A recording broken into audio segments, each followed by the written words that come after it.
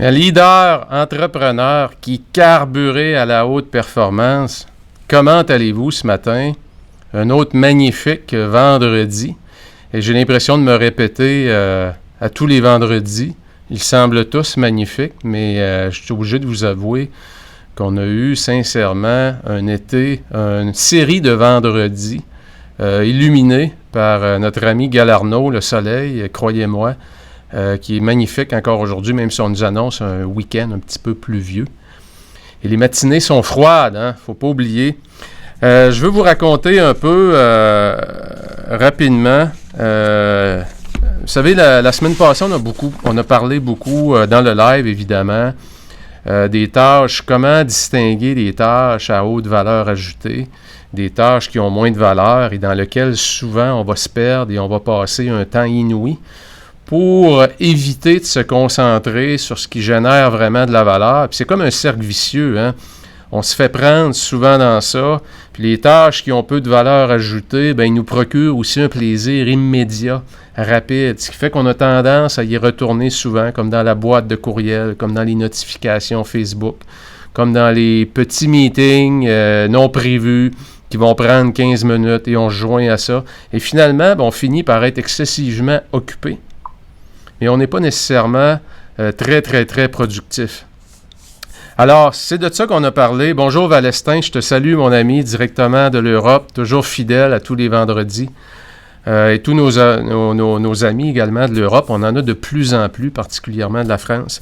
Alors, je reviens à la semaine passée, comme je le disais, où on apprenait à distinguer, dans le fond, comment est-ce qu'on peut arriver à se concentrer davantage sur les tâches à haute valeur ajoutée. Parce qu'on le sait, si on veut avoir un grand succès, si on veut accélérer son développement, si on veut prendre soin de sa santé, si on veut prendre soin des gens qui nous sont chers autour de nous, il va falloir se mettre en marche sur les choses qui ont le plus d'impact dans notre vie, sur les actions qui ont le plus d'impact dans notre carrière, du côté financier, du côté personnel. Donc, vous comprenez, continuer à courir sur ce qui nous garde occupés en évitant de faire ce qui génère énormément de valeur, c'est un grand piège qu'il faut apprendre à distinguer. Alors, si vous n'avez pas écouté le live de la semaine passée, je vous invite à y retourner. Je pense qu'il y a énormément de contenu à valeur ajoutée pour vous, pour tous ceux, justement, qui rentrent membres de la méthode 48 heures. Et on le sait, on a un rythme d'à peu près une centaine de nouveaux membres par semaine, des gens qui s'intègrent au groupe. Et je le vois dans la motivation. Je pose une question, et pourquoi vous voulez rentrer membre? C'est quoi votre motivation? Et très souvent, on va me dire, je veux reprendre le contrôle. Je suis pris dans un plateau. Ça avance pas. J'ai de la difficulté à prioriser. Alors, évidemment, si ça fait partie pour vous, vos préoccupations sont autour de ces trois thèmes-là, le live de la semaine passée va vous aider beaucoup. Alors, je salue nos personnes qui se sont joints au groupe cette semaine, qui sont nouveaux dans la méthode 48 heures. Donc, la plupart de ces gens-là qui ont téléchargé un guide gratuit qui vous permet, avec le planificateur quotidien, le focalisateur, de déjà rapidement mettre de l'ordre dans votre vie, mettre de l'ordre dans vos priorités et essayer de vous projeter un peu plus loin dans le temps, d'ici à la fin de l'année 2020, qui, il faut l'avouer, arrive rapidement. Il nous reste environ 4 mois seulement et déjà l'année 2020 va être terminée. Alors, vous voulez être où à la fin de 2020? Donc, c'est important de poser une réflexion sur nos objectifs à moyen et long terme pour pouvoir compresser le temps et se demander si je veux arriver à tel endroit, exemple en lien avec ma santé, au 31 décembre, qu'est-ce que je dois faire la semaine prochaine? Quelles actions concrètes je dois poser? Quelles sont les 3 grandes priorités sur lesquelles je dois travailler la semaine prochaine? Donc, c'est l'objectif du formulaire qu'on appelle le focalisateur. C'est de poser un regard stratégique sur vos objectifs à plus long terme et les ramener dans un environnement court d'une semaine. Salut mon ami Dave, je te salue. J'espère qu'un jour, on va avoir la chance de se donner un petit coup de coude en vrai, puisqu'on a essayé à quelques reprises, surtout avant COVID, et puis tout ça a été mis de côté, comme avec bien des gens d'ailleurs. Je te salue mon ami Dave. Alors, je salue tout le monde, les nouveaux comme les anciens de la méthode 48 heures. Et comme je le disais, on a vraiment un excellent rythme d'acquisition, environ une centaine, 125 membres qui se joignent, des nouveaux membres, à chaque semaine. Environ 60% qui nous viennent de l'Europe, 40% qui nous vient du Québec. Donc, un beau groupe de leaders, d'entrepreneurs principalement, qui veulent remettre de l'ordre ou encore là, qui ont un peu d'ordre, mais qui ont de la difficulté à s'organiser, ou encore des gens qui se planifient très bien, mais ont de la difficulté à passer à l'action. Ou encore passent facilement à l'action, mais se planifient pas assez. Vous savez, c'est tout un écosystème, hein, à être très, très, très performant à court, moyen et long terme. Et souvent, ça peut être assez facile de faire pour une journée. Comme on dit, I nailed it, j'ai réussi ma journée, je l'ai vraiment bien eu. Mais c'est difficile d'en enligner 3 et 4 dans une semaine. Hein, puis c'est ça le gros défi. Si ma moyenne est de 1 ou 2 sur semaine, puis je passe à 3 ou 4, mais je viens de doubler mon impact, je viens de doubler. Donc, essayez pas de vous comparer à Wayne Gretzky, à Bill Gates ou à Warren Buffett. Comparez-vous à vous-même. Regardez où vous étiez et regardez où vous êtes présentement et la semaine prochaine, qu'est-ce que je peux améliorer. Je le répète souvent, un éléphant, ça se mange une bouchée à la fois. Cette semaine, sujet vraiment excessivement intéressant. On le sait, la lecture, les grands leaders, c'est presque toujours des grands lecteurs. Et comment est-ce qu'on fait pour trouver la marge de manœuvre? Comment est-ce qu'on crée ce temps-là pour réussir à lire, exemple, un livre par semaine? Et quand on regarde, vous savez, si on recule 20 ans en arrière, quand Amazon est arrivé, si vous vous souvenez, pour ceux qui étaient hier, d'ailleurs, je regardais dans mon compte Amazon pour me rendre compte que j'ai commencé à commander des livres sur Amazon en 2003. Alors, ça fait déjà 17 ans, plus de 17 ans que je commandais des livres sur Amazon. Ça m'a vraiment surpris, puisque je pensais jamais que mon compte Amazon datait d'aussi longtemps. Et puis, quand Amazon est arrivé, on disait ça va être la fin des bibliothèques, ça va être la fin des libraires, ça va être la fin. Et puis, les ventes de livres ne se sont jamais portées aussi bien. Il n'y a jamais eu autant d'auteurs qui écrivent, puisqu'écrire aujourd'hui, contrairement à avant, on peut s'auto-publier, self-publish, comme on dit, et puis ça permet de rendre accessible à beaucoup plus de gens, d'aller dans l'intimité, aller dans la façon de penser des gens. Si je lis la biographie d'Elon Musk, bien, soudainement, je deviens un peu Elon Musk. Je peux tomber dans son mode de pensée. J'ai accès à son intellect, j'ai accès à ses modèles de pensée, j'ai accès à ce qui rend Elon Musk dans une classe différente. Donc, lire, quand on choisit bien ses lectures, ça va nous permettre vraiment d'accélérer notre croissance. Ça va nous permettre de développer des habiletés. Et c'est fondamental dans votre PDP, que j'appelle votre plan de développement personnel, d'inclure la lecture. C'est fondamental, mes amis. Vous ne pouvez pas passer à côté de ça. Que ce soit, évidemment, lire ou que ce soit prendre des formations en ligne, vous devez constamment demeurer un étudiant pour votre vie. Hein, on demeure un étudiant constant et les gens qui sont les plus curieux, qui sont les plus avides de comprendre, c'est souvent ceux qui évoluent le plus.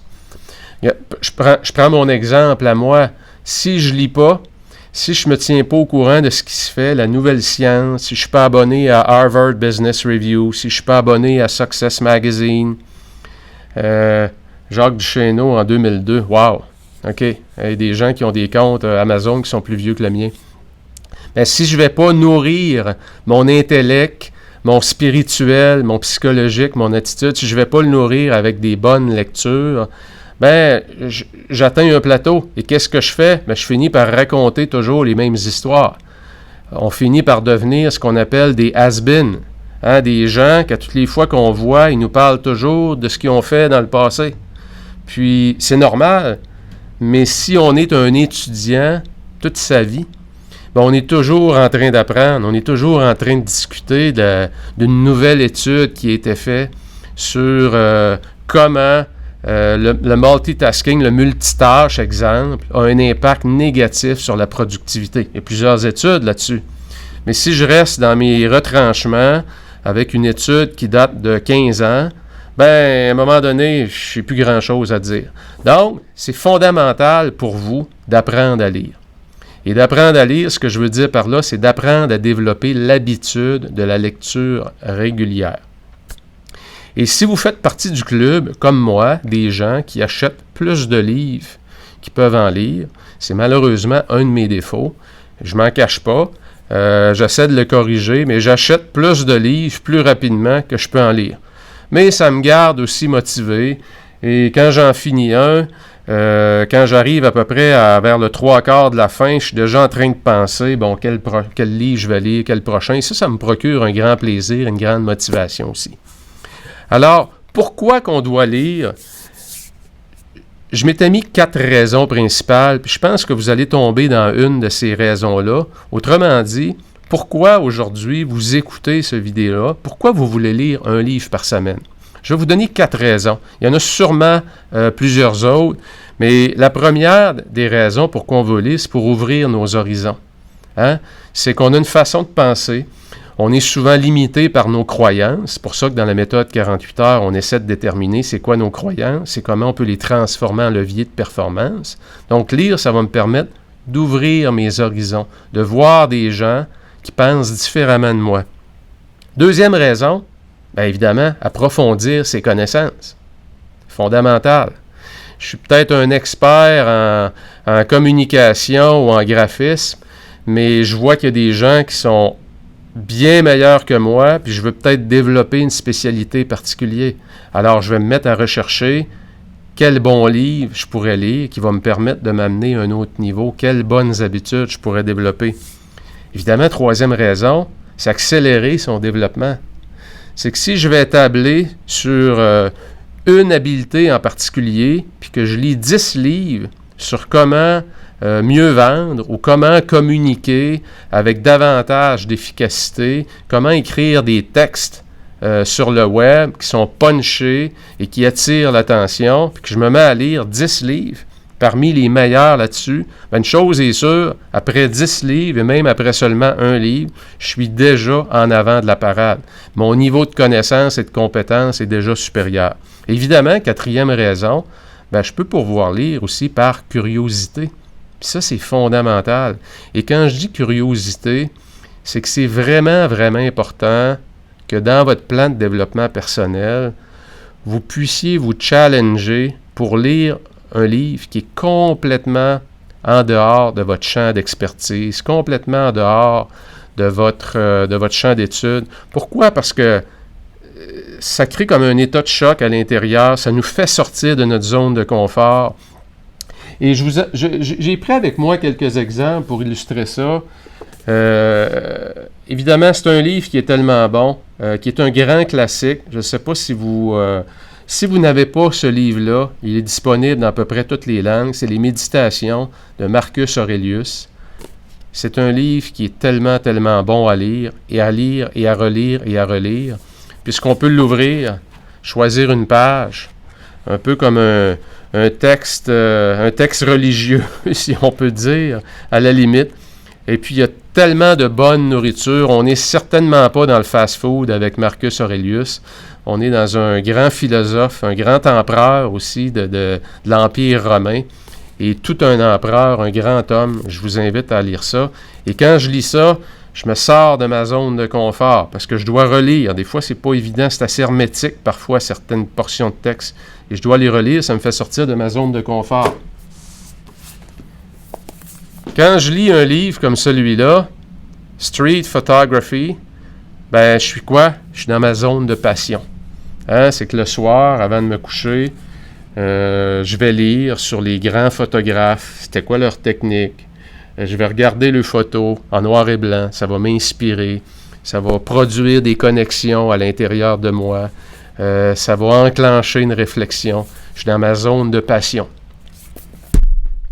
Et quand je lis un livre comme celui-ci, grand auteur qui a écrit plusieurs livres, Jim Collins, excusez-moi, Great by Choice, ben là je suis dans mon champ d'expertise, hein, qui est le leadership de haute performance, la psychologie de la haute performance, la productivité, les affaires. Je suis carrément dans ma zone d'expertise. Et pour moi, ce genre de lecture-là, comme bien d'autres, ben c'est avec ce genre de contenu-là que je me challenge. Et en lisant ce livre-là, d'ailleurs, que j'ai lu il y a environ 2 mois, je l'ai lu pour une raison. Savez-vous quoi? C'est que ce livre-là, Great by Choice, en passant, c'est une étude qui a été faite autour de 2008-2010 et qui a été terminée autour de 2014-2015. Et c'est un livre qui traite qu'est-ce que les grandes entreprises, ceux qui sur une échelle de 25 à 40 ans, qui ont performé vraiment, là, les ultra performantes. Et il y a plein d'entreprises, dans ça, il y en a une quinzaine, qui sont inconnues, qu'on ne connaît pas, qui ne sont pas visibles, qui ne sont pas sur les radars des médias. Qu'est-ce que ces entreprises-là ont en commun? Et je me suis posé la question, je vais lire ce livre-là, pourquoi? Parce qu'en lisant ce livre-là, je me suis demandé, ça se pourrait-tu que ce qui rend les entreprises vraiment ultra performantes à long terme pourrait s'appliquer aujourd'hui, 10 ans plus tard, avec la crise qu'on vient de vivre? Est-ce qu'il y a des grandes stratégies qu'on a dans ça, qu'on pourrait à nouveau, que je pourrais, moi, retravailler puis présenter à mon auditoire pour savoir est-ce que ça s'applique?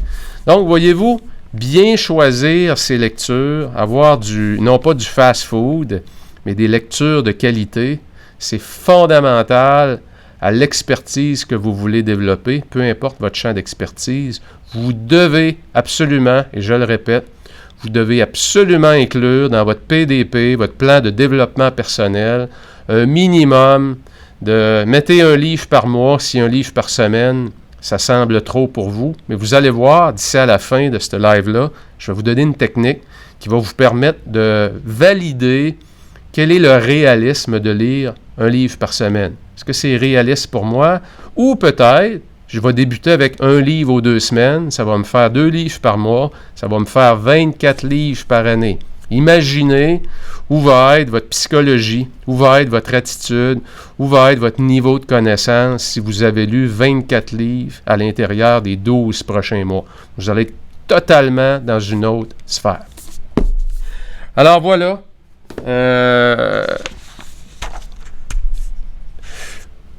Je voulais vous parler un peu, je regarde mon plan, puisque je fais une parenthèse d'un petit 5 minutes pour vous raconter cette semaine. Hier, je n'ai pas été en mesure de rentrer travailler. J'ai fait, pour ceux qui sont migraineux, j'en ai déjà parlé, je pense, dans mon premier live, je fais partie de ceux qui font des migraines. Et puis, hier matin, jeudi, vers 4 heures du matin, je me suis réveillé, j'avais une grosse migraine. Et puis, à 6 heures environ, j'ai bien réalisé que ça prenait de l'ampleur et puis que ma journée allait être complètement, excusez le terme québécois, scrappée. Et puis, j'ai été obligé de prendre ma piqûre, style épipène, en tout cas, tout le kit de médication que j'ai, et puis j'ai été au lit toute la journée. Alors, hier, j'avais prévu préparer le live d'aujourd'hui, évidemment que je n'ai pas pu faire, j'avais des appels conférences, j'avais des clients rencontrés. Donc, quand on parle de bien choisir et bien identifier, prioriser ses activités à haute valeur ajoutée et à plus faible valeur ajoutée, bien hier, vers 5 heures environ, quand j'ai réussi à me lever, puis que là, j'avais un semblant d'intellect qui pouvait tenir la route un peu, j'ai fait un petit peu de courriel, puisque c'est pas long dans une journée, quand on est occupé, la boîte de courriel se remplit. Quand j'ai enlevé le mode avion de mon téléphone, et puis tout était, il y avait des boutons rouges partout, comme on dit, sur mon téléphone, sur Messenger, sur WhatsApp, sur Texto, sur Facebook, sur Instagram, la boîte de courriel qui était remplie. Donc, il faut rapidement se ressaisir et puis se refaire un plan de match, parce que là, il est arrivé un imprévu, quelque chose qui n'était pas prévu. Les délais s'en viennent court, le live est demain, j'ai des gens que j'aurais dû rencontrer, que je n'ai pas rencontrés. Il faut retravailler rapidement son horaire et il faut retourner tout de suite à ce qui est essentiel, à ce qui produit vraiment de la valeur. Alors, si je vous dis que je regarde mes notes comme ça, c'est parce que le plan que vous avez ici, là, ce grand plan-là, je l'ai écrit, dans le fond, entre 9h et 9h30, puisque j'avais des appels vraiment, je dirais pas urgents, mais importants à traiter en matinée. Et puis, c'est pour vous dire combien c'est important de maîtriser de quoi on parle. Combien c'est important de savoir, d'augmenter son niveau de connaissance. J'aurais pas été en mesure de faire ça dernière minute à cause de la journée d'hier si je n'aurais pas su de quoi je parle. Donc, j'ai structuré mes idées rapidement. Évidemment, j'avais déjà une bonne idée, mais il faut structurer ces idées.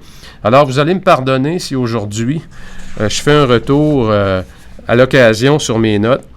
Mais c'est un bel exemple et je tenais à vous en parler pour savoir comment quand il arrive des choses imprévues, et Dieu sait comment est-ce qu'il en arrive des imprévus dans une semaine, comment est-ce qu'il faut être capable rapidement de retomber sur ses pieds, de garder son attitude positive, de garder le sourire malgré ces événements-là qui arrivent, certains sur lesquels on a le contrôle, certains autres sur lesquels on n'a pas le contrôle et qui font partie de la vie.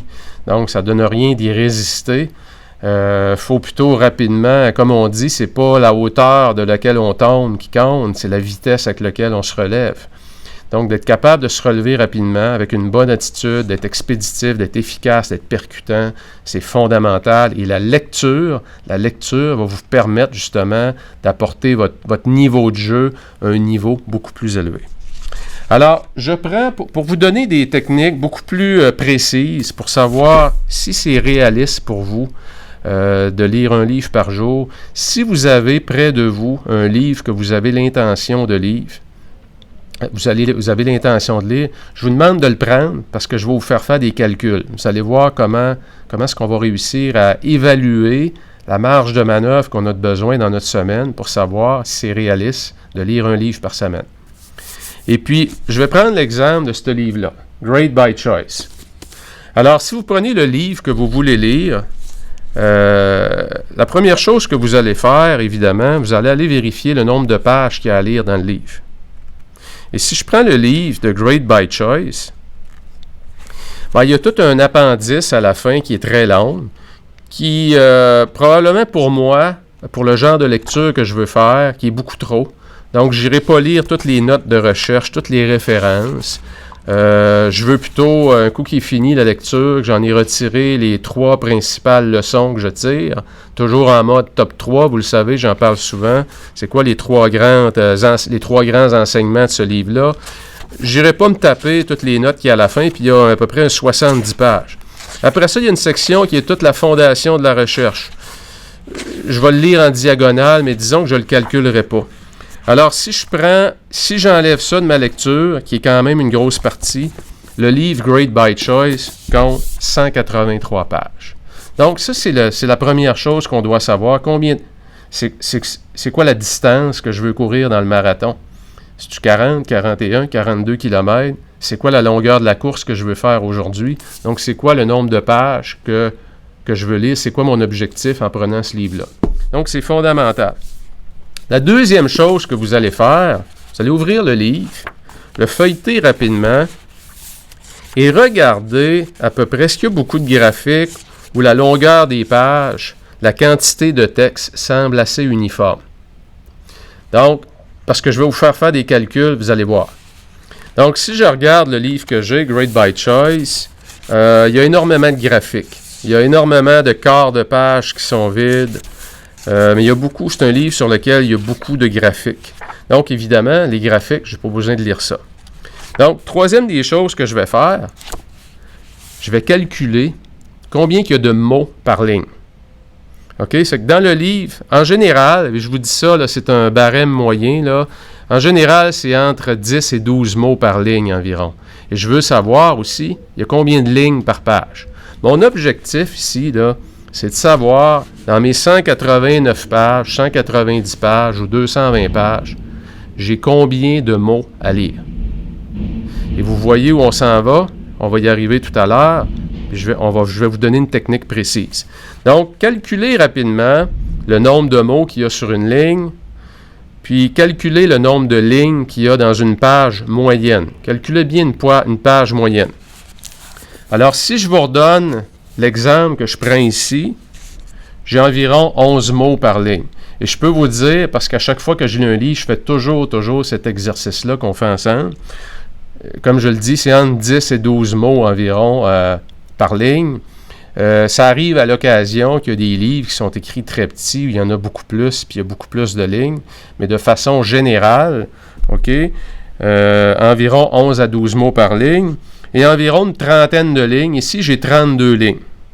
Donc, sur chaque page, j'ai 32 lignes et j'ai 11 mots par ligne. Ce qui me donne 352 mots par page.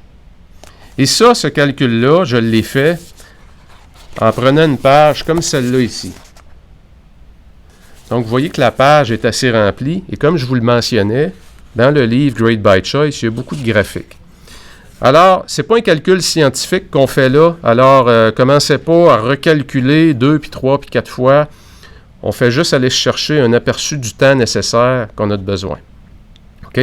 Donc, j'ai grosso modo 11 mots par ligne, 32 lignes. Ça veut dire que chaque page contient en moyenne 352 mots. Mais comme il y a beaucoup de graphiques, j'ai réduit un peu le nombre de mots par ligne à 330. Allez-y avec votre propre jugement. S'il y a beaucoup de quarts de page, de demi-page, il y a des graphiques, réduisez-le de 10 mots par ligne, 20 mots par ligne, peu importe. Donc, je l'ai réduit à 330 mots par page, multiplié par 190 pages. Donc, Grade by Choice, la section que je veux lire, qui est pertinente, qui est la section du corps du livre, qui ne contient pas l'appendice et les notes de recherche, c'est 63 000 mots. Là, on arrive au cœur de ce que je vais vous enseigner aujourd'hui. OK? 63 000 mots, ça veut dire quoi? Le lecteur moyen, si vous faites partie du lecteur moyen, là, et que vous n'avez pas développé de technique de lecture rapide, et je vais vous en donner une, inquiétez-vous pas, vous lisez en moyenne environ 200-250 mots par minute. On ne peut pas trop se tromper en prenant ces barèmes-là. Et on parle, quand je vous parle, vous m'écoutez, on parle à 150 mots à la minute. Alors, si vous achetez un livre, exemple, j'achète ce livre-là sur Audible ou Audible, je ne sais pas comment vous le prononcez. Moi, je le prononce toujours en anglais, Audible, ou vous achetez la version audio du livre. Bien, comme la version audio, elle est parlée, bien, elle est parlée en moyenne à 152 mots à la minute. Si vous lisez 250 mots à la minute en moyenne. Donc, ce qu'on veut faire, c'est qu'on veut évaluer, et je l'ai fait, c'est que le livre Grade by Choice, c'est un livre, si je lis 252 mots à la minute, qui va me prendre 252 minutes à lire. Donc, c'est un beau chiffre, 252. Il me reste à faire quoi maintenant? C'est là que vous devez décider jusqu'à quel point vous êtes commis à lire un livre par semaine. Et voici ce que ça veut dire. C'est que si j'ai 252 minutes à lire et que je veux le lire dans une semaine et que je veux faire mes lectures sur les jours ouvrables de la semaine, donc ça veut dire du lundi au vendredi, le samedi, le dimanche. Moi, c'est ma méthode de calcul en passant, elle est toujours du lundi au vendredi. Donc, je vais prendre mon 252, je vais faire quoi? Je vais le diviser par 5. Et ça me donne quoi? Ça me donne 50 minutes par jour. Donc, est-ce que c'est réaliste de penser que dans mon rituel du matin, je peux avoir un 20-25 minutes consacré à la lecture et dans mon rituel du soir, un autre 20-25 minutes? Est-ce que c'est réaliste? Ça, cette réponse-là, il y a juste vous qui l'avez. Moi, je ne peux pas y répondre. Mais si c'est vraiment important pour vous, l'acquisition de connaissances, si vous avez sur votre table de chevet ou dans votre bibliothèque une dizaine de livres que vous avez achetés au cours de la dernière année ou des 2 dernières années, et lorsque vous les avez achetés, vous aviez envie de les lire, mais pour une raison inconnue, vous les regardez toujours sans les avoir lus, il est peut-être temps de vous prendre en main. Il est peut-être temps de revoir votre rituel du matin et votre rituel du soir. Et d'ailleurs, je vous invite à aller réécouter les 2 lives que j'ai fait là-dessus sur comment instaurer un rituel du matin en haute performance et comment aussi instaurer un rituel du soir. Et vous allez voir que peut-être que votre moment de lecture va être le matin, peut-être le midi pour certains. Il y en a qui vont se prendre un petit 15 minutes, manger plus un snack santé, un dîner ou un repas du midi beaucoup plus léger et prendre un 45 minutes de lecture, un 30 minutes, un 20 minutes, peu importe. Mais est-ce que c'est réaliste? Dans mon cas, je peux vous dire que ce qui se passe, comme dans n'importe quoi, lorsqu'on se met en marche, lorsque je fais mon 20-25 minutes de lecture le matin, le soir, je défonce toujours mon 20-25 minutes parce que vous savez ce qui se passe. On embarque dans le livre, on trouve ça intéressant et finalement, on lit beaucoup plus que ce qu'on avait prévu. Et pourquoi je divise par 5? Parce que ça me donne la marge de manœuvre. Parce que c'est possible qu'il y ait une journée dans la semaine, prenons l'exemple d'hier, que je sois malade, je ne peux pas lire, je n'ai pas lu hier soir, je n'ai pas lu hier matin, donc j'ai de la marge de manœuvre. Parce que le samedi et le dimanche, si jamais le livre me passionne tellement que je veux lire 2 heures le samedi ou le dimanche en me levant ou l'après-midi ou le soir, bien imaginez, vous allez définitivement, sans aucun problème, arriver à lire un livre par semaine. Ça se fait très, très, très facilement. Et c'est beau de lire, et j'aborde ici un deuxième point qui est fondamental. Parce que souvent, on se perd dans un objectif de dire « Ouais, c'est vrai, Pat, ce qu'il dit là, ça fait vraiment du sens, ça me remotive à lire. » Ne courez pas après le nombre de livres que vous voulez lire. Courez après, oui, la lecture, mais la rétention de ce que vous apprenez. Parce que sinon, je connais des gens qui lisent 3 livres par semaine, mais quand je leur demande « Raconte-moi donc les 3 grands apprentissages du livre que tu as lu la semaine passée », ça ne rappelle pratiquement plus. Donc, lire, c'est une chose. La rétention de ce qu'on lit, c'est une autre chose. Donc, peut-être à la fin de votre livre, d'avoir un petit document, que ce soit dans votre journal de bord ou encore que ce soit dans Evernote, si vous utilisez Evernote, que vous ayez un petit texte, top 3 Great by Choice. Et d'écrire les 3 grandes leçons, les 3 grands apprentissages de chacune de vos lectures. Ça va laisser, au fil du temps, une empreinte, ça va laisser une trace, et quand vous allez y référer, ça va tout de suite recréer des connexions, et ça va faire de vous ce qu'on appelle vraiment une véritable bibliothèque ambulante. Parce que non seulement vous allez avoir lu beaucoup de livres, donc emmagasiner de l'information, mais le rappel de cette information-là, la rétention est beaucoup plus élevée. Comment est-ce qu'on fait maintenant? Comment est-ce qu'on fait pour améliorer sa vitesse de lecture? Et je viens d'aborder ici le thème de la rétention. Alors, je veux vous parler ici de vitesse de lecture et est-ce possible de retenir davantage d'un livre? Et la réponse à ces 2 questions-là, c'est un gros oui, très, très, très enthousiaste. Et imaginez, parce que là, j'ai divisé tout à l'heure par 250, quand je vous disais le nombre de mots total du livre, divisé par 250, puis divisé, exemple, par 5, ça me donne 50 minutes par jour que je dois lire pour lire ce livre-là en 5 jours. Mais imaginez que je lis 400 mots à la minute, qui est l'endroit où je me situe de façon naturelle. Pourquoi? Parce qu'au fil des ans, j'ai développé des techniques, dont une que je vais vous enseigner, qui va vous augmenter facilement, vous allez voir, minimum à 350 mots minute. Donc, vous allez pouvoir, en appliquant la technique que je vais vous enseigner, diviser le nombre de mots du livre, non pas par 250, mais par 350. Et là, vous allez voir quoi? Vous allez voir que lire un livre par semaine, ça devient intéressant. Parce que là, c'est ultra abordable. J'ai la marge de manœuvre. Et non seulement ça me crée la marge de manœuvre, mais aussi j'ai une meilleure rétention. Pour bien comprendre comment le cerveau fonctionne, je vous amène en 1900. En 1900, il y a un docteur qui s'appelle le docteur Émile Jalal. Docteur Jalal, c'est un spécialiste, si vous voulez, un ophtalmologiste, qui faisait des études sur les yeux. Puis il essayait de comprendre comment fonctionnait, parce que l'œil voit, le cerveau lit. Il faut bien comprendre ça. Donc, l'œil, c'est juste une interface visuelle et le cerveau va prendre ces signaux-là visuels, va les décoder avec la langue que j'ai appris et va me les faire comprendre. Donc, il y a beaucoup, beaucoup d'étapes qui sont impliquées dans la lecture. Et on ne s'en rend pas compte parce que ça se fait tellement machinalement. Si on regarde maintenant juste l'œil, comment l'œil fonctionne?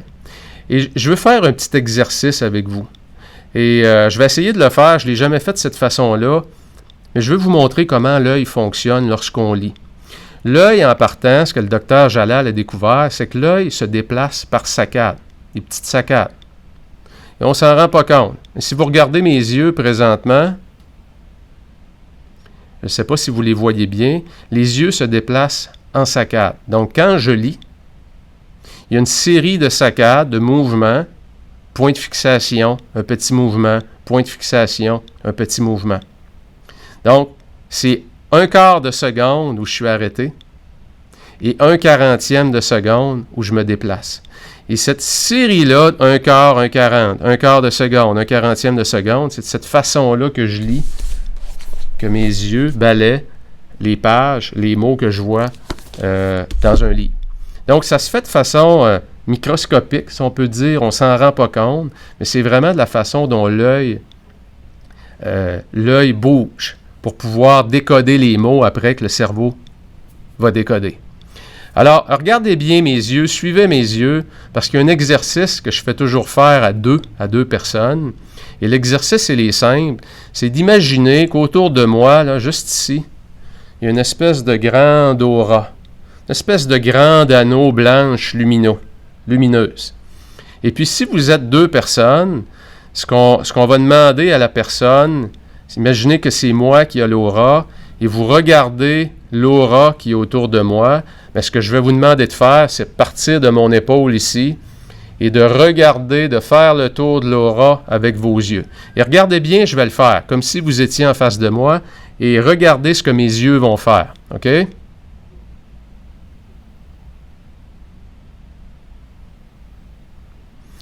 Alors, je ne sais pas si c'est visible. J'espère que ça l'est pour vous. Si vous avez remarqué mes yeux, qu'est-ce qu'ils font? Mes yeux se déplacent en saccades comme ça et ils ont parcouru le tour de votre aura ou l'anneau fictif qu'il y avait autour de vos yeux. Là où je veux vous amener, c'est que là, vous venez de comprendre une chose, c'est que les yeux balaient par saccades avec des points de fixation. Et savez-vous quoi? C'est cette fâcheuse habitude-là des yeux qui est innée, qui ralentit notre lecture. Et le lecteur qui va avoir des meilleures habitudes de lecture, qu'est-ce qu'il va faire? Il va développer des techniques, il va utiliser des techniques qui vont lui permettre de réduire les saccades. Et je vous enseigne une technique immédiatement, OK, qui va vous permettre de vous amener à 350 mots à la minute. Écoutez bien ça. Donc, encore là, je le fais via la caméra comme ça, en live. J'espère que ça fonctionne pour vous, que vous voyez où je m'en vais avec ça. Donc, reprenons l'exemple où vous êtes 2 personnes. La personne en face de vous a une espèce d'aura fictive. Et là, ce que je vais vous demander de faire, c'est que plutôt que la personne laisser balayer comme ça, OK, vous allez dire à la personne de prendre le doigt et de suivre le doigt de la personne qui va balayer l'aura. Et je vais le faire en suivant le doigt. Évidemment, c'est un doigt fictif parce qu'il n'y a personne en face de moi. Mais regardez bien qu'est-ce que ça fait. Regardez mes yeux. Donc, je ne sais pas si vous avez vu une différence entre ce que je viens de faire puis avant. C'est qu'avant, il y avait une série de saccades. Puis soudainement, mon œil s'est mis à bouger en mouvement circulaire en éliminant les saccades. Et c'est dans ces recherches-là que le docteur Jalal a fait, qui a littéralement transformé les techniques de lecture rapide. Donc, qu'est-ce que ça veut dire? Ça veut dire de façon très simple que si j'utilise un rythmeur, ce qu'on appelle un rythmeur, et que mon œil se laisse guider par le rythmeur, et c'est quoi un rythmeur? Bougez pas. Un rythmeur, ça peut être quelque chose d'aussi simple qu'un stylo. Idéalement, savez-vous c'est quoi un rythmeur? C'est vos 2 doigts ou votre main. Et ce que vous allez faire pour justement éviter les points de fixation, les points de saccade, vous allez dire à votre œil, « Œil, suis ma main ». Et vous allez tout simplement prendre la page et vous pouvez prendre un stylo, comme je le disais, et guider votre œil sur chacune des lignes. Et qu'est-ce que ça va faire? Ça va tout simplement éliminer les points de fixation parce que votre œil va se laisser guider par les doigts de votre main, ce qu'on appelle la technique du rythmeur. Et lorsqu'on prend notre vitesse de lecture, normalement, évidemment, je vous fais un petit cours de lecture rapide, condensé en quelques minutes.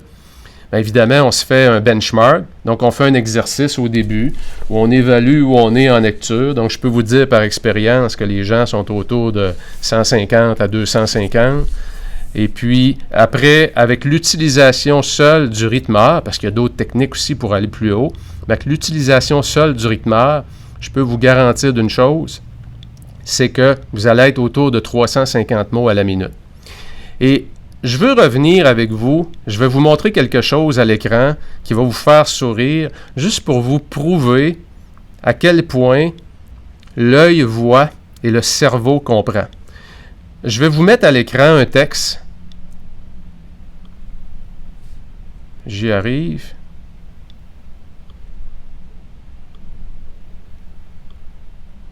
Et voilà. Je vais vous demander de lire ce que vous voyez à l'écran. Et puis je vous laisse quelques secondes, là.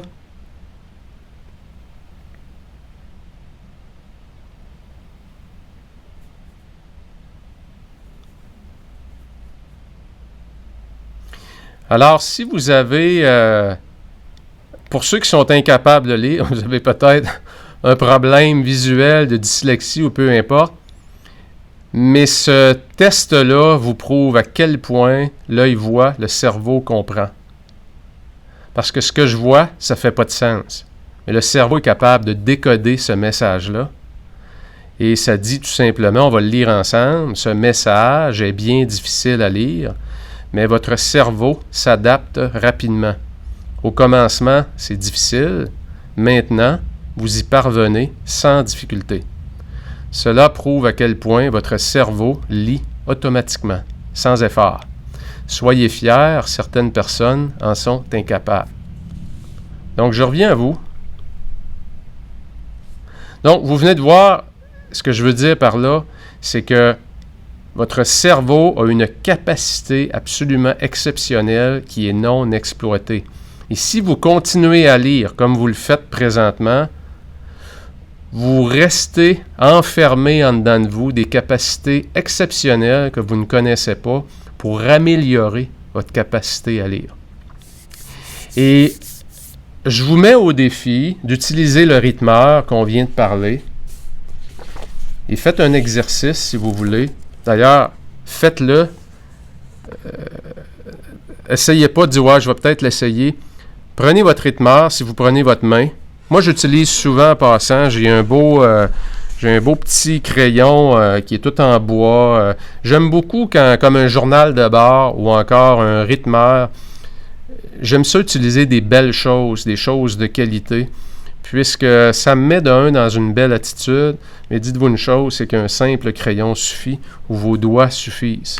Mais lorsque je prends mon beau bâton en bois, qui est comme une espèce de crayon au plomb, mais vraiment un beau gros crayon au plomb, lorsque je le prends, il y a un côté tactile, il y a un feeling spécial que ça me donne, ça me met dans une ambiance de lecture, je suis fier de le tenir, je suis fier de l'avoir acheté dans l'objectif de lire davantage.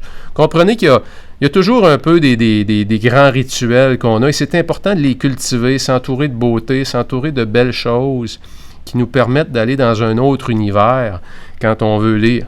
Donc, même chose pour un journal. Je pense que je vous l'ai déjà compté. Mon journal de bord, je l'ai fait venir de l'Angleterre. Il est en cuir. Le cuir, quand je le prends, évidemment, les cuirs anglais, comme on le sait, ont toujours une senteur de cuir. Hein?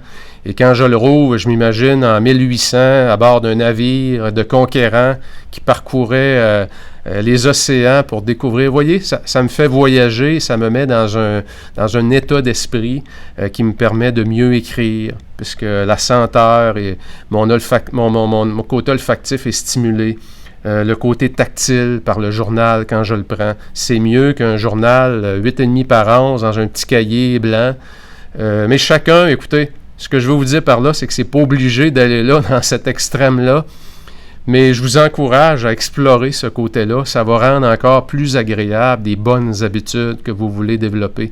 Alors, n'ayez pas peur d'aller un peu plus en profondeur dans des petites choses que ça. Donc, si vous voulez investir sur un beau rythmeur que vous aimez tenir, Mais ce que vous allez faire, l'exercice que je veux vous faire faire, c'est de prendre une ligne et évidemment, vous balayez de gauche à droite et votre œil va suivre votre main, vos yeux vont suivre votre main et accélérer le rythme.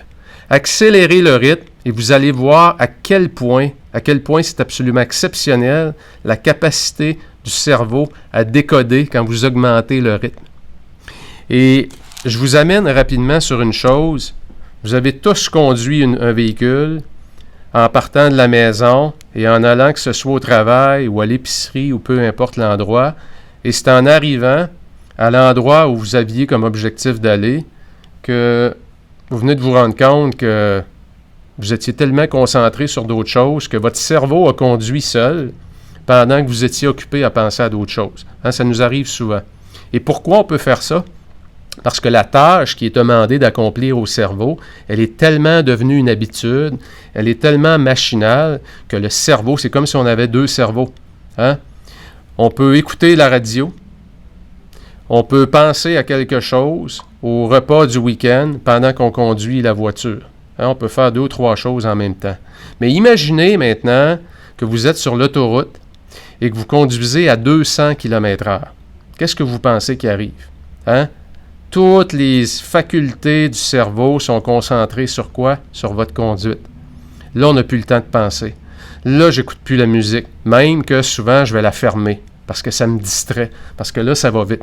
Ça va vite, puis je veux tenir le volant comme il faut, puis je veux être sûr que je suis bien enligné. Évidemment, je ne vous invite pas à faire le test puis aller à 200 km/h. Ça ne serait pas prudent. Mais vous voyez, je vais en venir. C'est exactement la même chose qui se produit quand vous lisez.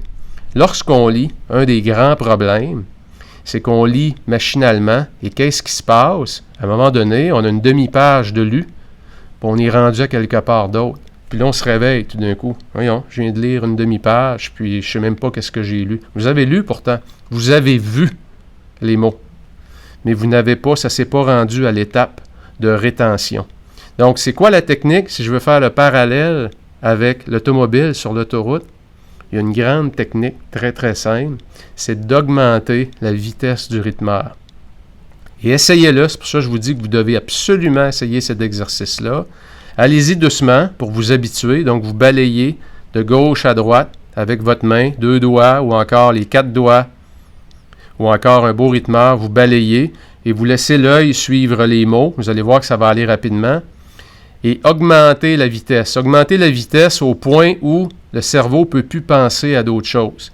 Et ça va produire 2 choses, ça. Savez-vous quoi? De 1, ça vient d'augmenter de façon drastique votre vitesse de lecture. Et de 2, comme votre cerveau pense à quoi? Simplement à ce qui est écrit, ça l'améliore votre rétention. Donc, ceux qui disent que lire vite, on se rappelle moins de choses, c'est totalement faux. Il n'y a rien de plus faux.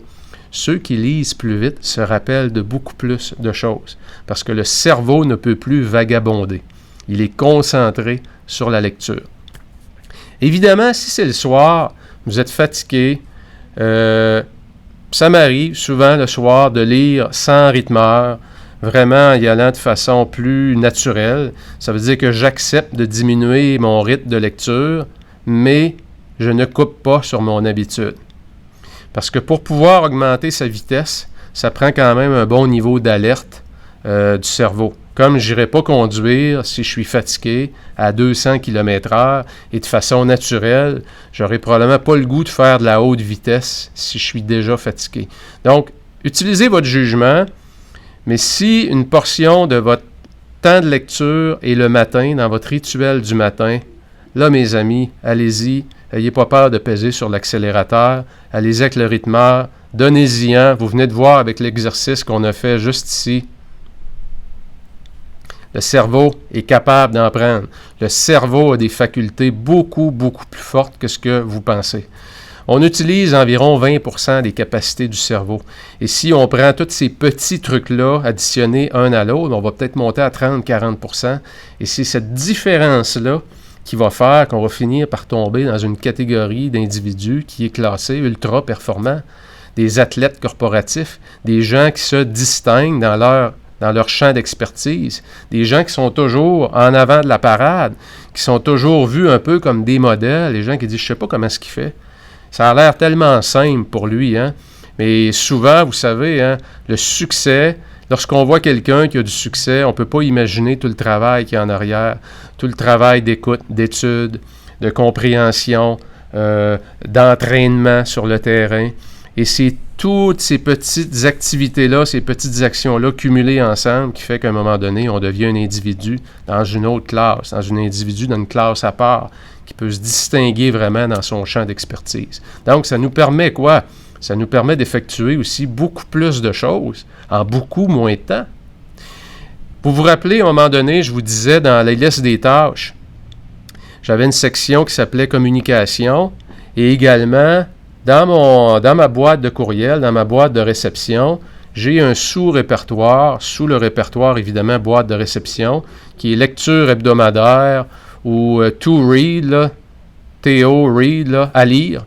Et tout ce qui rentre dans la semaine, je le classe dans ce répertoire-là. Alors imaginez si votre vitesse de lecture est 2 fois plus rapide qu'elle l'est présentement. Qu'est-ce qui va se passer le vendredi de 2h à 3h quand j'ouvre ce répertoire-là et que je dois passer à travers la foule de courriels que j'ai? Première des choses, je vais la trier. Je vais probablement en lire en diagonale, comme on dit. Puis, ayez pas peur. Quand on dit lire en diagonale, mes amis, là, c'est de prendre le rythmeur. Le rythmeur, à ce moment-là, ça va être votre souris. Et vous savez que vous pouvez configurer votre ordinateur pour avoir un pointeur beaucoup plus gros. Alors, allez dans votre configuration, mettez-vous un gros pointeur et allez-y vraiment, là, pratiquement en diagonale pour les textes, exemple, communiquer, avis, des choses, vous le savez, qui ont peu de valeur, mais vous devez quand même avoir un aperçu de ce qui se dit. On ne veut pas passer 2 heures à lire ça, on veut le lire en diagonale. Bien, lire en diagonale, l'expression, c'est tout simplement prendre le rythmeur et y aller vraiment rapidement. Et n'ayez pas peur, vous le voyez à l'écran, le cerveau est capable d'en prendre, vous allez être en mesure de vous rappeler l'essentiel du message. Et si votre œil accroche quelque part, c'est-à-dire votre cerveau accroche quelque part, parce qu'il dit « Oups, il y a peut-être quelque chose là », là vous arrêtez, vous lisez peut-être les 2-3 lignes avant, 2-3 lignes après, bingo, c'est fait, next, on passe au prochain. Vous allez voir qu'il y a tellement d'avantages à améliorer votre vitesse de lecture. Évidemment, pour tout ce qui est basse valeur ajoutée, mais qui est nécessaire à lire. Vous vous rappelez, la semaine passée, on avait catégorisé nos tâches en 3 grandes catégories, haute valeur ajoutée, peu de valeur ajoutée, mais activités à peu de valeur ajoutée, mais qui sont nécessaires. Lire des communiqués ou lire des choses qu'on reçoit dans une semaine qui ont peu de valeur, mais il y en a que c'est nécessaire que je les lise parce que ça se peut que j'assiste à un meeting, puis justement, on parle de ça. Et puis, si j'ai aucune idée ou que je dis non, je ne l'ai pas lu, paraît pas bien, et suis-je capable de faire le rappel rapide? Oui, je me souviens, j'ai retenu telle affaire, je passe toujours pour un professionnel. Donc, ça vous permet d'éliminer rapidement ces tâches-là en augmentant votre vitesse de lecture, mais surtout, le plus grand gain que vous avez, c'est comme on le disait, c'est d'augmenter votre expertise. C'est d'aller explorer des frontières qui sont au-delà de votre zone de confort, d'aller lire des livres peu importe le sujet, quelque chose qui est totalement en dehors. Je lisais d'ailleurs il y a quelques mois un livre de recettes de Samine Nostrat. Si vous avez la chance d'aller dans Google, faites Samine Nostrat. Elle a un livre qui est absolument fabuleux, qui est un livre de recettes qui n'est pas du tout un livre de recettes traditionnel. Je dois dire c'est un peu la science de la cuisine dès le départ. Et Samine Nostrat, elle a une histoire, elle raconte son histoire de vie. Et également, elle nous parle des 4 grands ingrédients et elle va à travers son enseignement, parce que c'est comme un livre qu'on va lire, les recettes sont à la fin, elle va jeter un paquet de tabous qu'on a sur le sel, sur le gras, sur l'acide, et je ne me rappelle pas le 4e, mais je m'en rappelle 3, vous savez que c'est quand même un bon score. Salt, fat, acide, puis je ne sais pas si quelqu'un pourrait me le dire qui a déjà lu le livre ou qui voit le titre de Samine Nostrat. Donc, évidemment, quand je suis allé lire ça, pourquoi? Je me suis dit, bon, à l'occasion, j'aime cuisiner, je vais aller explorer ce champ-là. Parce que vous le savez, on cuisine à peu près 4-5 plats, à peu près, c'est toujours les mêmes qu'on cuisine. c'est toujours 4-5 restaurants vers lesquels on va toujours. Et on finit par être dans une bulle, dans une zone de confort. Et lorsqu'on explore des avenues différentes, c'est là qu'on crée des nouvelles connexions. On devient, excusez l'expression, on devient aussi un peu plus intelligent. On devient heat. Merci Jean-Christian. Effectivement, la chaleur. Donc l'effet de la chaleur, l'effet du gras, de l'acide et du sel. Et merci à Pascal également de nous l'avoir mis. D'ailleurs, elle m'a fait découvrir une technique absolument exceptionnelle pour faire cuire un steak magnifique sur le barbecue à l'aide du sel. Et puis pendant des années, j'ai toujours cru, puis j'ai lu d'ailleurs à plusieurs endroits, mais pas de sel sur ta viande avant de la faire cuire, ça va venir dur. Allez lire le livre, mes amis. Allez lire la section du sel et vous allez apprendre sur les 3 grands types de sel. Et vous allez apprendre comment, dans les grands restaurants, comment est-ce qu'on réussit à faire des grands steaks à la maison, on ne semble jamais capable de faire. Donc, c'est ce que j'appelle, quand on lit, quand on s'ouvre à plein de nouvelles choses, on devient un peu savant, entre guillemets, sur aussi beaucoup de choses. On est capable d'articuler une conversation sur la politique, sur les finances publiques. Ça peut être de lire, exemple, d'acheter un livre. Tiens, je vais lire, moi, sur les cotes de crédit puis les finances publiques. Parce que c'est comme si on peut emprunter indéfiniment. Puis là, de temps en temps, je vois passer des nouvelles qui ont abaissé la cote de crédit, exemple, du Canada, de AAA à AA+. Mais on a l'air à imprimer ça, de l'argent. Hein? On l'entend souvent, celle-là. Mais ça fonctionne comment, vraiment? Est-ce qu'on imprime vraiment de l'argent? Comment ça fonctionne, cette histoire-là, d'argent, au niveau des gouvernements? Hein, il y a peu de gens qui peuvent répondre à cette question-là. Bien, ça peut être un élément. Ça, cette année, là, c'est un champ que je vais aller explorer. Je vais regarder, faire quelques recherches dans Google, trouver les bons auteurs, les sommités dans ça. Puis je me donne comme objectif d'apprendre là-dessus. Ça va faire de vous une personne beaucoup plus renseignée. Ça va faire de vous une personne aussi beaucoup plus intéressante. Ça va faire de vous une personne vers laquelle les gens vont être davantage attirés. Parce qu'à toutes les fois que vous parlez, vous avez une opinion qui est logique, qui est teintée aussi de sagesse et qui vous permet d'être dans une autre zone de connaissance. Et évidemment, si votre champ d'expertise, c'est les ventes, si votre champ d'expertise, c'est la gestion des concessionnaires automobiles, comme moi, ben dites-vous une chose, j'ai lu je ne sais pas combien de livres sur le marketing numérique, je lis toujours des livres sur la finance, je lis énormément de livres sur le leadership puis le management, puisque ce qui génère les chiffres, c'est le leadership. Les chiffres n'arrivent pas tout seuls. S'il y a un bon leadership à l'intérieur du commerce, ben, les chiffres en général, ça va être les chiffres vont être le résultat d'un bon leadership. Donc, ces champs d'expertise-là, sur l'exécution, aussi c'est un des champs d'expertise que je lis beaucoup, et croyez-moi, d'excellents livres à lire sur l'exécution, c'est tout ce qui touche les Navy SEAL. Les Navy SEAL, c'est les maîtres sur la planète au niveau de l'exécution. J'ai la chance d'avoir un bon ami qui est Leif Babin, qui a eu une carrière absolument exceptionnelle, qui écrit 2 livres d'ailleurs, Extreme Ownership et The Dichotomy of Leadership. C'est 2 livres que si vous n'avez pas lu ces livres-là, je vous invite grandement à les lire. Il y a des très, très grandes leçons de vie à tirer de ces livres-là, croyez-moi. Et quand je les lis, ces livres-là, c'est pas le côté testostérone des Navy SEAL, puis le côté gros bras, puis malin, puis méchant. Loin de là.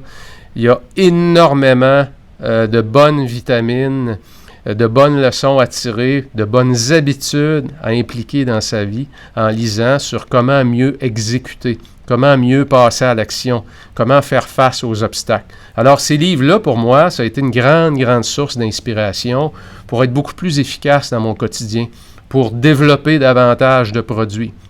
Parce qu'aujourd'hui, quand je regarde le champ d'expertise que je dois développer aussi, c'est la création de contenu. Donc, qu'est-ce que je lis aussi? Une fois par mois, je lis un livre sur comment développer du contenu, comment créer du contenu. Parce que ça a l'air simple, mais c'est pas aussi simple que ça. Et il y a des techniques aussi pour devenir plus performant dans la création de contenu. Parce que présentement, je fais un live par semaine. Mais mettons que je voudrais en faire 4 par semaine. Présentement, je n'ai pas cette capacité-là. Je n'ai pas encore atteint ce niveau d'expertise-là. parce que ma façon de développer du contenu n'est pas encore suffisamment performante pour pouvoir augmenter mon rythme. Mais j'y travaille. J'ai pris des cours, je lis. Et à chaque fois, comme vous avez vu ce matin, j'ai été capable de préparer ce matériel-là en 30 minutes. Donc ça, pour moi, malgré la défaite d'hier, ou ce que j'ai vécu hier, j'ai pas été en mesure, j'ai été mis hors combat hier, si on peut dire, j'ai pas pu aller sur le champ de bataille. Ce que ça me lance comme message à matin, là, le fait que pendant 30 minutes, j'ai pu produire le contenu que je vous donne aujourd'hui, c'est que ce que je fais depuis 6 mois commence à être ultra payant. Puis tout ce que j'ai appris, puis tout ce que j'ai appliqué ce matin, sincèrement, quand il était 9h25, 9h30, puis j'ai eu terminé ça, j'avais un grand sentiment de fierté. C'est ça que vous allez vivre, vous aussi, si vous vous mettez au travail et vous avez la discipline de lire à tous les jours dans votre champ d'expertise. Vous allez devenir meilleur. Vous allez devenir une sommité. Vous allez être dans une classe à part. Et c'est ce que je vous souhaite le plus possible. Si vous voulez davantage mieux planifier vos semaines, bien, écoutez des lives, les autres lives que j'ai faits. Allez lire des livres de plein d'auteurs. Je pense que je les ai pratiquement tous lus. Et j'en ai tiré moi-même ma propre recette que j'ai appelée la méthode 48 heures, qui est un mélange de Navy SEAL, qui est un mélange de planification, d'exécution, qui est un mélange de spiritualité, puisque lorsqu'on tombe dans la mission puis dans les valeurs, on connecte davantage avec qu'est-ce qui est le plus important pour moi, quel héritage je veux laisser. Donc, j'ai bâti ma formule, moi aussi. Comme vous devez vous inspirer si vous m'écoutez. Donc, vous êtes inspiré par ce que je dis, mais vous allez développer, vous aussi, votre propre recette. Vous allez peinturer vos propres tableaux. Vous allez devenir un Picasso. Je ne sais pas si vous vous rappelez, vous avez déjà entendu l'histoire de la dame qui rencontre Pablo Picasso, puis tout en émoi, elle court après Pablo. « Monsieur Picasso, est-ce que je peux avoir un petit dessin de vous? » Et puis, elle lui donne un crayon et un morceau de papier, puis Picasso prend quelques minutes, et puis lui donne le papier, et puis la dame dit « Ah, merci, merci », et Picasso lui dit « Ça va être $1 million. » La dame a dit « Ben, monsieur Picasso, ça vous a pris 2 minutes pour ça. » Il dit « Non, madame, ça m'a pris une vie. » Alors, c'est la même chose pour vous. Si vous voulez devenir bon, vous voulez devenir un expert, vous avez des aspirations, vous voulez atteindre vos objectifs, dites-vous une chose, c'est qu'en m'écoutant aujourd'hui, en lisant davantage de livres, vous êtes sur la route du succès. Vous êtes déjà en train d'être une meilleure version de vous-même. Et c'est sur cette route-là que vous allez, à un moment donné, sans trop vous en rendre compte, il y a des gens qui vont vous dire « Hey Dave, hey JC, hey Sandra, hey Christine, t'as donc bien changé. T'es donc bien, je sais pas, tu dégages une énergie incroyable. » C'est ça le changement. Quand les autres s'en rendent compte à ce point-là, c'est parce qu'on fait des grands pas de géant.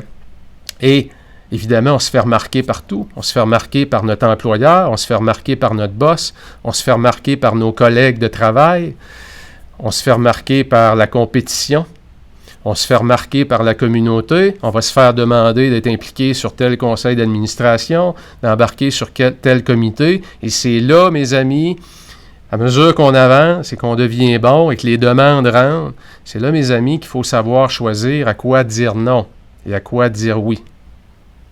Parce que sinon, on devient meilleur et là, on atteint un plateau à cause de quoi? Parce qu'on s'est rempli d'engagement. Et en se remplissant d'engagement, savez-vous qu'est-ce qui arrive? On n'a plus aucune marge de manœuvre. On n'a plus de marge de manœuvre pour grandir, pour passer au prochain niveau. Donc, soyez vraiment protégez votre agenda. Protégez toujours votre temps, protégez votre agenda. Faites des choix judicieux sur qui vous laissez entrer dans votre univers. C'est fondamental. Et laissez entrer les joueurs de catégorie A. Laissez entrer les joueurs qui vont participer à l'atteinte de vos objectifs. Faites grandir les gens autour de vous. Ça va toujours rapporter. Alors, j'espère que ça vous aide. Je regardais les commentaires rapidement. J'espère que ça vous aide. Ça va vous permettre de reprendre goût à la lecture.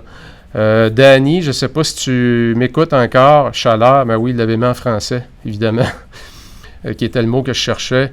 Danny, un bon livre, je pense que je te l'ai envoyé hier, puis c'est bon pour tout le monde. Un livre de Darren Hardy, de Compound Effect, l'effet cumulé. C'est un petit livre qui se lit très rapidement. Et croyez-moi, Darren Hardy, ça a été un de mes mentors. J'ai participé à une de ses formations qui sont excessivement dispendieuses en passant. J'ai payé 12 000 pour être 3 jours avec lui. Et quand je l'ai fait, je dois vous avouer, je dis pas ça pour vous conter des histoires. Là. Quand je l'ai fait, je me suis senti un peu coupable. Mais en même temps, dedans de moi, je me disais, c'est beaucoup, beaucoup d'argent pour être avec une personne 3 jours. J'étais avec 60 leaders. J'ai rencontré des gens qui étaient dans une autre catégorie que je n'avais pas dans mon environnement. J'ai été challengé. Puis, ça m'a vraiment amené. Vous savez, quand on est investi sur soi, on fait aussi une promesse envers soi, vous savez. Et lorsqu'on paye beaucoup, en général, on s'arrange pour que ça rapporte beaucoup plus. Et si j'aurais pu assister à ce 3 jours-là en Californie pour 1 000 $, probablement que j'y aurais été, je serais revenu, j'aurais aimé ça, mais ça aurait fait comme la plupart des formations. Ah oui, c'était bien, c'était le fun, écoute, c'était vraiment bon. Mais la vie continue. Mais lorsqu'on est investi et que des fois on s'étire un peu parce que c'est beaucoup d'argent, croyez-moi, c'est là qu'on s'en va aussi dans une zone de haute performance. C'est là qu'on se challenge. C'est là qu'on fait des rencontres aussi. Quand j'ai rencontré Leif Babin, Leif Babin qui est devenu un ami que j'ai rencontré il y a 7 ans. Leif Babin qui faisait une conférence aux États-Unis qui racontait ses 72 missions en Irak. Et je pense que je vous l'ai déjà dit, quand on écoute sa conférence, croyez-moi, on a la chair de poule. Parce que c'est absolument exceptionnel ce que son équipe a fait. Et il rentre en détail toute la préparation. Pour moi, ce moment-là a transformé ma vie. Et le fait que j'ai été en mesure de créer une amitié avec lui, ça m'a amené ma performance au travail comme chef de l'exploitation à l'époque dans l'automobile. Ça m'a amené ma performance carrément à un autre niveau. Parce que quand je suis revenu, j'avais senti en dedans de moi qu'il y avait eu un déclic. Là. J'étais vraiment rendu à un autre niveau. Et c'est ce genre de rencontres-là. Donc, c'est les lectures qu'on fait, c'est les rencontres qu'on fait, c'est la nourriture qu'on donne à notre psychologique, à notre intellectuel. N'hésitez pas à mettre la priorité sur votre rythme de lecture. Je vous le dis, ça va être excessivement payant. Sortez les livres de votre bibliothèque qui n'ont pas été lus. Et de grâce, si les livres que vous n'avez pas lus ne sont plus à jour ou sont peut-être moins pertinents, n'ayez pas peur d'aller les donner. Allez les donner à une bibliothèque. Je fais ça souvent parfois. Il y a des livres que j'ai achetés il y a 2 ans, que je n'ai pas lus, puis que finalement je le regarde, j'ai plus vraiment le goût de le lire. Plutôt que de le laisser dans la bibliothèque en me disant qu'un jour je vais le lire, je vais le porter à la bibliothèque municipale, puis ça peut servir à d'autres personnes. Donc, choisissez les bons ingrédients, comme dans une recette. Choisissez ce que vous allez lire et engagez-vous dans ce processus-là. Mes amis, si vous n'avez pas, je reprends, là, excusez-moi, la méthode 48 heures, planificateur. Si vous voulez en avoir d'autres copies, utilisez le code FREESHIPPING48. Free, F-R-E-E, Shipping 48. Envoyez-moi un message si vous l'oubliez. Ça va vous permettre d'avoir des copies sans avoir à payer le transport. Donc, pour ceux qui m'écoutez, n'hésitez pas à utiliser le code. Ça va vous permettre d'éviter les frais de transport. N'hésitez pas d'investir dans des outils comme ça. C'est pas parce que je les vends, parce que, croyez-moi, on ne se met pas riche avec des livres. Mais en utilisant une méthode, en étant discipliné, c'est des outils de plus qui nous permettent de garder le focus sur nos routines du matin et routines du soir et nos 3 objectifs de la journée, de la semaine, du mois, du quart et de l'année. 2020 arrive à grands pas, oubliez-le pas, 4 mois seulement, c'est déjà la fin de l'année. Il y a beaucoup d'imprévus dans l'air, il y a beaucoup de choses qui vont arriver avec l'automne qui s'en vient qu'on ne sait pas, donc c'est encore beaucoup plus important d'être bien planifié, d'être bien organisé pour justement être mieux en mesure de gérer ces imprévus-là qui vont arriver, croyez-moi. Une bonne semaine à tous. La semaine prochaine, n'oubliez pas, c'est le lancement. Je vais consacrer le live de la semaine prochaine au lancement de l'Académie de la productivité, qui est un programme que vous allez pouvoir joindre justement pour les gens qui veulent aller à un autre niveau de performance, qui veulent aller plus en profondeur avec un accompagnement. Je vous donne les détails la semaine prochaine. Évidemment, c'est dans une plateforme, chacun a son espace interactif. Les enseignements sont faits par Zoom, c'est très interactif. On regarde tout ça ensemble la semaine prochaine lors du live de 9h45. En attendant, je vous souhaite un super vendredi. N'oubliez pas de planifier votre semaine aujourd'hui, la semaine prochaine, ou encore dimanche, avant la fin de la journée. Ne vous engagez pas dans la semaine prochaine sans l'avoir planifié et ajoutez à partir de la semaine prochaine des temps de lecture, puis allez chercher un bon livre à lire. Je vous salue tout le monde. Beau week-end, bonne semaine. Ciao. Bye bye.